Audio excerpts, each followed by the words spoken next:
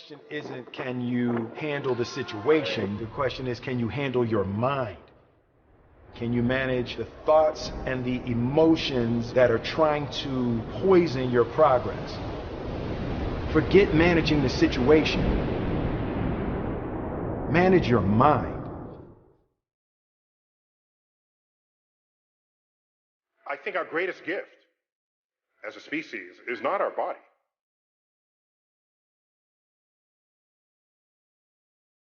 We're not the fastest. We're not the strongest.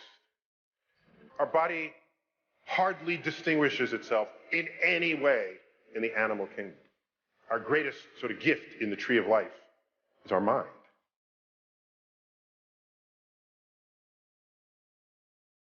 Maybe it is we who are imprisoned, thinking our body matters, when in fact at the end of the day, it's really all about your thoughts, all about your dreams, all about how we react to our life experience in this world and share it with others.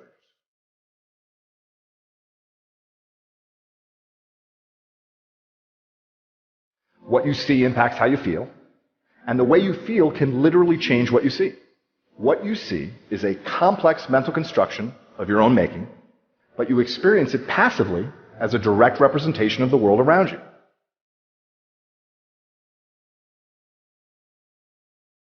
Hold yourself accountable for every moment, every thought, every detail.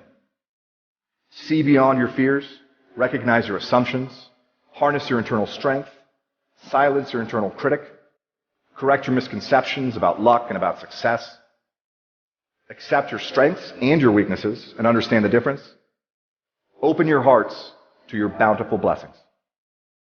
Your fears, your critics, your heroes, your villains, they are your excuses, rationalizations, shortcuts, justifications, your surrender.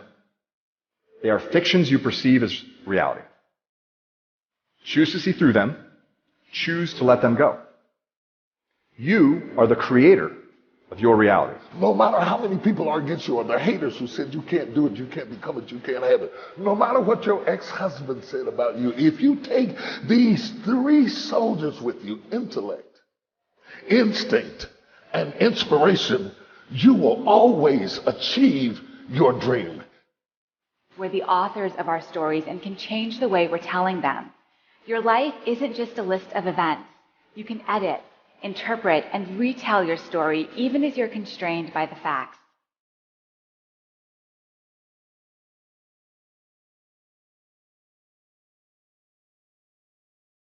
The question isn't can you handle the situation? The question is, can you handle your mind? Can you manage the thoughts and the emotions that are trying to poison your progress? Forget managing the situation. Manage your mind. I think our greatest gift as a species is not our body.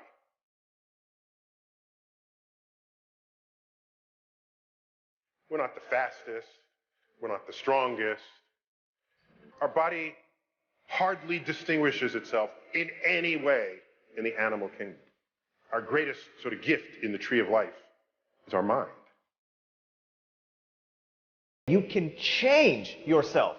It takes nothing more than a decision.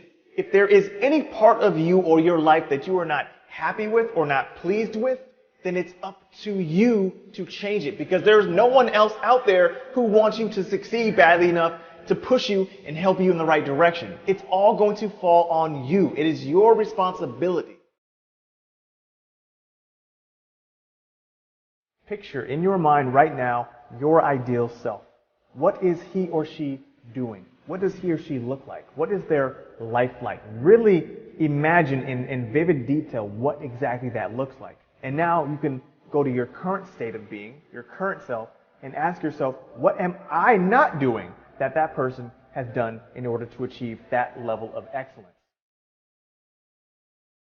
Through conditioning ourselves to excellence by choosing excellence on a daily basis, we then become accustomed to it, and that becomes our new standard of living. If you care about your success more than anyone else in the room, I promise you this, you will be successful at some point in time. Your life is going to follow your thoughts. If you think thoughts of mediocrity, you're going to go right down that path of mediocrity. If you think that your problems are insurmountable and there's just no hope, then you're going to go down that path of hopelessness. You've got to change your thinking before you can change your life. We have to choose to dwell on the positive, choose to dwell on the good. The negative is always going to be around us. We have to choose to dwell on what's right and not what's wrong. Choose to dwell on what you have, not on what you don't have. You've got to choose to stay in an attitude of faith and victory. Choose to think the right thoughts. There's tremendous power in our thoughts. Our thoughts determine our actions. Our thoughts determine our moods. Our thoughts determine our self-image. Our thoughts determine the words that we speak. Really, our thoughts determine our destiny.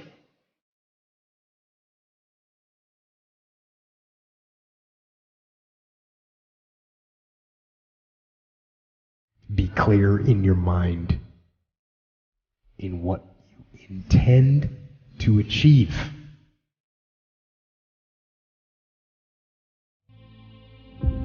Tomorrow, in a very real sense, your life, the life you author from scratch on your own, begins. How will you use your gifts? What choices will you make? Will inertia be your guide, or will you follow your passions? Will you follow dogma, or will you be original? Will you choose a life of ease, or a life of service and adventure? Will you wilt under criticism, or will you follow your convictions? Will you bluff it out when you're wrong, or will you apologize? Will you guard your heart against rejection, or will you act when you fall in love? Will you play it safe, or will you be a little bit swashbuckling? When it's tough, will you give up, or will you be relentless? Will you be a cynic, or will you be a builder? Will you be clever at the expense of others, or will you be kind?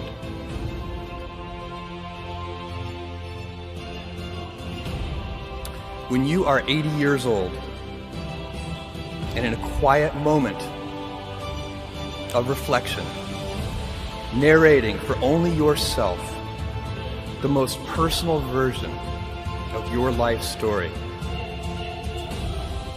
the telling that will be most compact and meaningful will be the series of choices you have made. In the end, we are our choices.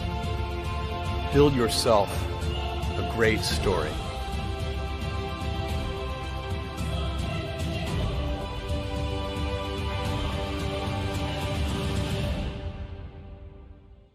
What I want to talk to you about today is the difference between gifts and choices. Cleverness is a gift. Kindness is a choice. Gifts are easy. They're given after all. Choices can be hard.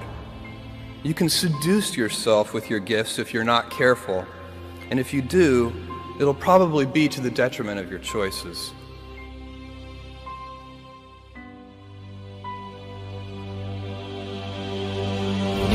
Jules Verne, Mark Twain, Galileo, Newton, all the curious from the ages would have wanted to be alive, most of all, right now.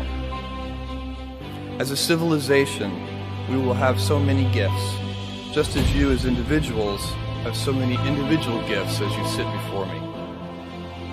How will you use these gifts? And will you take pride in your gifts or pride in your choices?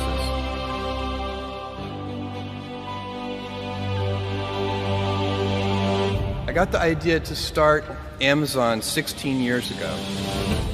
I came across the fact that web usage was growing at 2,300% per year, and I'd never seen or heard of anything that grew that fast. The idea of building an online bookstore with millions of titles, something that simply couldn't exist in the physical world, was very exciting to me. I just turned 30 years old, and I'd been married for a year. I told my wife, Mackenzie, that I wanted to quit my job and go do this crazy thing that probably wouldn't work, since most startups don't, and I wasn't sure what would happen after that. Mackenzie told me I should go for it. I'd always wanted to be an inventor, and she wanted me to follow my passion. I didn't think I'd regret trying and failing, and I suspected I would always be haunted by a decision to not try at all. After much consideration, I took the less safe path to follow my passion, and I'm proud of that choice.